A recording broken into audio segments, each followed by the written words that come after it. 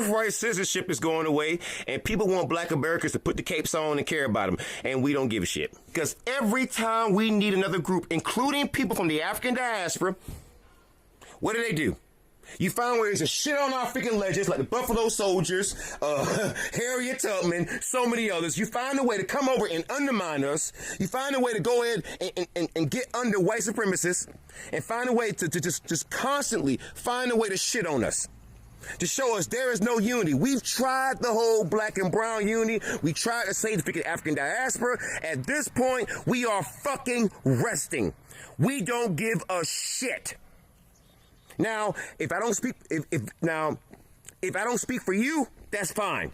But I can guarantee you, a good chunk of black America is sick of everybody's shit. What's good, family? Welcome to Pretty Realist. If this is your first time joining my channel, welcome. The United States has 250,000 children being born by illegal immigrants every single year. With that being said, birthright citizenship is definitely a hot topic right now, especially considering that Trump had a major win with the Supreme Court justice system. Thousands of illegal immigrants being deported and their children left here in this country.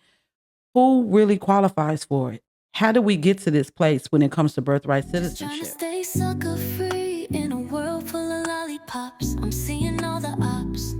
Fake news, fake views. It's an illness, the cure to the sick shit. It's the Pretty Realist. Ratified in 1868, the 14th Amendment opens with the citizenship clause, right? It reads that all persons born or naturalized in the United States and subject to the jurisdiction thereof are citizens of the United States. Sounds pretty simple, but not really. And this is what Wong Kim Ark actually had to fight for when he returned back home from China. Wong Kim Ark was a 21-year-old who was born in San Francisco to Chinese parents who migrated here from their country. They ended up moving back to China. And one day he went to go visit them. When he came back to America, he was met with immigration and possible deportation, which is how we ended up getting here. But does it mean that people who are immigrants from other countries who come over to this country illegally and have children, that their children automatically become citizens? Because this sounds like a totally different situation, which is one of the reasons why it's being discussed by a lot of people in Congress right now. I found this video that I wanted to react to because I myself wanted to understand a little bit more about birthright citizenship. However, there are people who have come over to this country for a better life, for themselves and for their children. But at what price do they pay? What happens if this person gets deported and their children, who is now a citizen, their child who is now a citizen, is here, but they have to be deported? Because it sounds as if they took this situation with Wong Kim Ark and they've used it as leverage when it comes to coming over to our country, dropping off kids, knowing that they have no money. Now, in other countries, you have to literally have money and funds in the bank. When they come over here, they don't have any money in the bank. They don't have anywhere to live. They don't have anybody to pay for their health care. It's very expensive to take care and to even birth a child. So who is paying for this? The taxpayers are paying for it. And mind you, I gave you a number of 250,000 children. So that's 250,000 children, and it could possibly be more. That's just an estimate. They have absolutely nothing to provide to these children. They're not paying for health care. They're not paying for the care of these babies. So at what point do we have to look at ourselves as Americans and as the Constitution states, who is really considered a United States citizen whenever they have immigrant parents? I really wanted to react to this video today because I myself was ignorant about birthright citizenship because it was nothing that was ever put on the books. We have immigrants right now, especially as the Black American immigrants right now, who are absolutely pissed off because birthright citizenship is even being talked about. And Donald Trump is talking about actually ending it. Now, with birth and tourism at an all-time high as well in our country, which is another term that a lot of people are not aware of, it's very important that we look into these things because it is costing us money. It is costing our country money to take care of these situations for immigrants who illegally cross us. Now, you could say all day, well, there's no such thing as illegal on stolen land, but it is when our laws say that. I figured we could just go ahead and learn about birthright citizenship together. So that way we could be a little bit more privy on what the laws actually states, especially considering that it's been taken advantage of for so long. It's important that we know what it is. Let's check it out. Does the Constitution grant citizenship to anyone born in the United States, even the children of people who've entered the country illegally, or the children of foreign tourists who owe our country no allegiance? That's the question underlying the controversial issue of birthright citizenship. Many people today take it for granted that the answer is yes. If you're born on American soil, you're an American citizen, period. End of issue. But is that what the Constitution says? Let's first look at the text of that document, specifically the 14th Amendment. It reads, "All persons born or naturalized in the United States and subject to the jurisdiction thereof are citizens of the United States." Case closed, right? Not so fast. The key phrase here is subject to the jurisdiction thereof. It creates a second condition for birthright citizenship beyond merely being born on American soil. But it also raises another question. Who is born subject to U.S. jurisdiction? To answer that question, we need some historical context. Mm-hmm. The 14th Amendment was ratified in 1868, just 3 years after the end of the Civil War.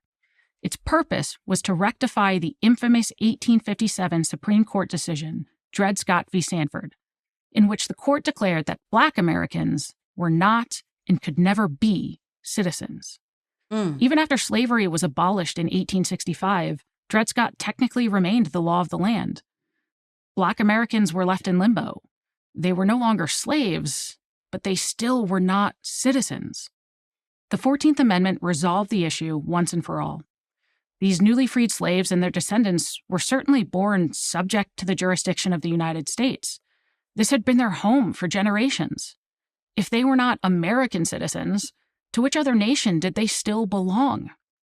So while the 14th Amendment resolved the issue as it related to race, its authors would have been shocked to learn that we now interpret these words to make citizens of virtually anyone born on U.S. soil under.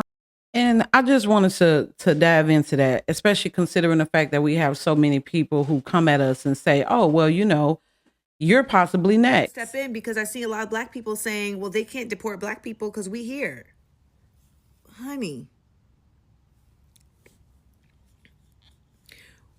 I know you don't think they're building all of these detention centers for immigrants.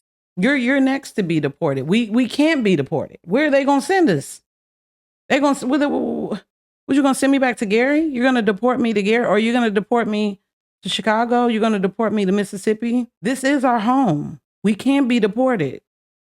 So I need you all to honestly think about that next time you hop on someone's post and say, well, you're Black, so you could possibly be next. No, we can't. And most of us actually are in the process of really digging deep into our culture and digging deep into our history. I even found a slave manifest for my ancestors, which will possibly prove, if I ever have to deal with this situation, which I probably won't, that I am subject to the jurisdiction thereof. So I just really wanted to throw that out there, since you guys like to say that Black Americans could possibly be deported. We can't be deported anywhere. We don't have dual citizenship anywhere. This is our home. This is where we're from. We have birth certificates to prove it. Just wanted to throw that out there real fast. All circumstances. As Yale law professor William C. Robinson explained in his 1875 legal treatise, the 14th Amendment grants citizenship only to those born within the jurisdiction and allegiance of the United States, a condition that requires, at minimum, lawful permanent residence in this country. This was also the original understanding of the federal government. In 1885, for example, the State Department rejected the citizenship claim of a man named Richard Greiser. Yes, Greiser had been born in Ohio 18 years earlier, but his German parents never intended to stay in the United States and returned with their son to Germany shortly after his birth. Because Greiser's parents did not owe the United States political allegiance, their son wasn't born subject to its jurisdiction, at least not within the meaning of the 14th Amendment's Citizenship Clause. Similarly, in 1890, the Justice Department considered the citizenship claim of a child born to one Mary Devereux, a pregnant Irish woman being held on a ship in New York Harbor. While awaiting immigration approval, Devereux left the ship for medical treatment and subsequently gave birth in a New York hospital. authorities later denied her immigration application. Because Devereaux wasn't eligible for lawful admission to the U.S., her U.S.-born daughter was not recognized as a U.S. citizen. Both mother and child were sent back to Ireland. The Supreme Court addressed the question of birthright citizenship in the 1898 case of United States v. Wong Kim Ark. Wong was born and raised in San Francisco, the son of Chinese immigrants. In 1895, after a short trip to China, Wong returned to the U.S., only to be detained by authorities and threatened with deportation. Wong sued, arguing that he was an American citizen by birth. The Supreme Court agreed. While this decision is often cited as proof that the 14th Amendment mandates universal birthright citizenship, it proves nothing of the sort. Just as the amendment was meant to undo the immoral Dred Scott decision, the Wong decision was meant to undo the immoral Chinese Exclusion Act of 1882. That law prohibited immigrants of Chinese descent from becoming American citizens, no matter how long they lawfully lived, worked, and raised their families here. Wong's parents were what we might today call lawful permanent residents. San Francisco was their home. And according to the court, Congress could prevent lawful Chinese immigrants from becoming naturalized citizens, but it could not subject their U.S.-born and raised children to perpetual alien status because of their race. If you are enjoying this video, please make sure that you click that bell, subscribe to the channel, so that way you can get notified anytime that I post. Let's get back to it.